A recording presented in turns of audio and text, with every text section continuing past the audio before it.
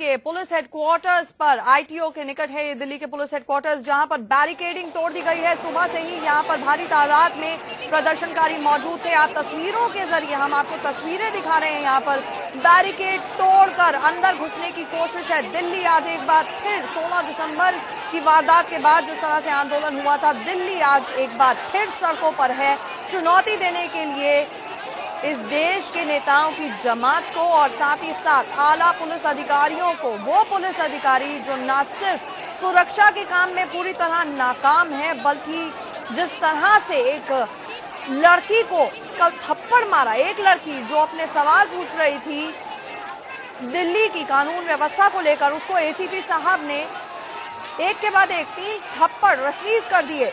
आज सवाल पूछने के लिए इन्हीं पुलिस वालों से, जो कि आपके साथ आपके लिए हमेशा का दावा करती है दिल्ली पुलिस, उनसे सवाल पूछने के लिए दिल्ली की जनता इस वक्त सड़कों पर है। हम आपको तस्वीरें दिखा रहे हैं आईटीओ के पुलिस हेडक्वार्टर्स की बाहर की, जहां पर बैरिकेडिंग तोड़कर प्रदर्शनकारी अंदर घुस रहे हैं। आप देख सकते हैं मीडिया का यहां पर जमावड़ा है, बचती फिर रही है वो पुलिस जिसे इन लोगों की सुरक्षा करनी चाहिए। आज उनसे मुंह छुपाकर बचती फिर रही है पुलिस, क्योंकि जवाब देने को नहीं है कि क्यों एक के बाद एक इस तरह की घटनाएं हो जाती है, क्यों दिल्ली को रेप कैपिटल कहा जाता है, क्यों जब देश की राजधानी में ही महिलाएं महफूज नहीं है तो देश के और इलाकों की क्या बात करें। कहां रहती है दिल्ली पुलिस? क्यों नहीं दरोगा साहब दिल्ली की सड़कों पर दिखते?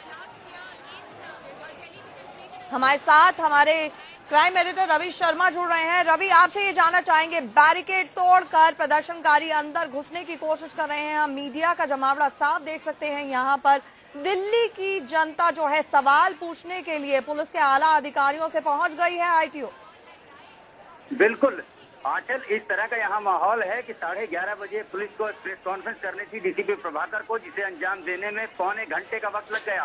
भीड़ का इतना प्रेशर है, प्रदर्शनकारियों का इतना दबाव है दिल्ली पुलिस के ऊपर कि पीसी लेट हो गई। लेकिन जब पीसी हुई तो उसमें और ज्यादा शर्मनाक तथ्य सामने आए हैं। आपको बता दूं कि पुलिस ने कबूल की है ये बात कि करीब 40 घंटे तक वो 5 साल की बच्ची कमरे के अंदर बंद थी, जिसने बंद कर उसको आरोपी फरार हो गया था।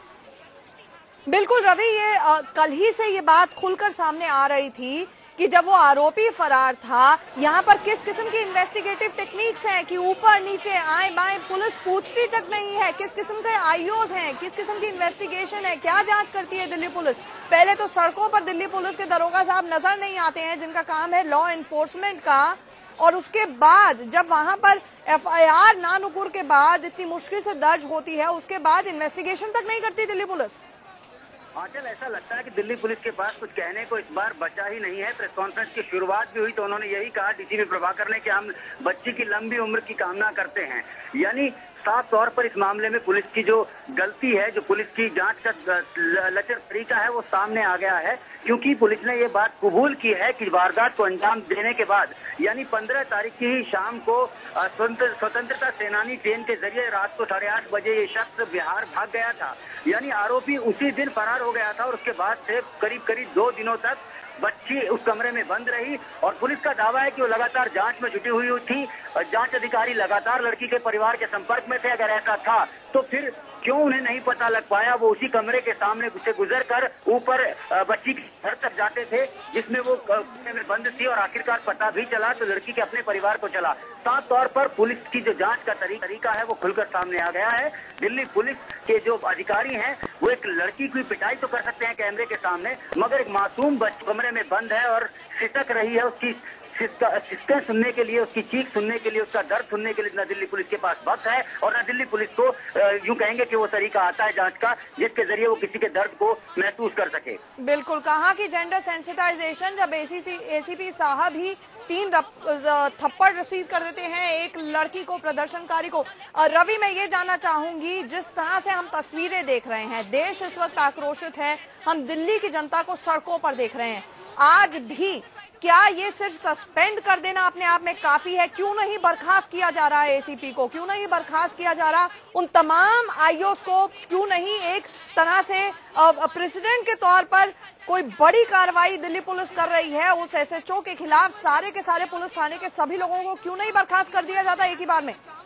बिल्कुल आंचल, यही दिल्ली पुलिस है जिसको अब जिसके मुखिया नीरज कुमार को निर्लज कुमार कहकर यहाँ पर पुकारा जा रहा है। शायद उसकी वजह वही सवाल है जो आपने उठाए हैं कि आखिर क्यों कोई सख्त एक्शन लेने में घबरा रहे हैं दिल्ली पुलिस के मुखिया, क्यों उन्होंने अपने सुरक्षा कर्मियों की करीब 2000 लोगों की फौज पुलिस हेडक्वार्टर की सुरक्षा के लिए लगा दी है। जो लोगों की सुरक्षा नहीं कर पा रही वो दिल्ली पुलिस अब पुलिस हेडक्वार्टर की सुरक्षा में लगी हुई है। लोगों का गुस्सा साफ तौर पर सड़कों पर आ रहा है। ये वही लोग हैं जो पिछले दिनों सर्दियों में ठंडे पानी से भिगाए जा रहे थे दिल्ली पुलिस के द्वारा, जिन पर लाठियां चलाई जा रही थी, जिनकी तस्वीरें हमने देखी आप और लोगों को दिखाई हैं, जो लड़कियों को लाठियां खाते हुए और थप्पड़ खाते हुए। सवाल यह है कि दिल्ली पुलिस को एक ट्रेन सेट क्यों नहीं करती है, कोई एक ऐसा बड़ा फैसला वो क्यों नहीं करती है ऐसे अधिकारियों के खिलाफ कि एक सीधा स्पष्ट साफ मैसेज जाए तमाम दिल्ली पुलिस के कर्मचारियों के बीच में कि उन्हें जनता के साथ, वो जनता के लिए हैं, वो जनता के ऊपर नहीं है, जनता उनकी नौकर नहीं है, वो जनता के नौकर हैं।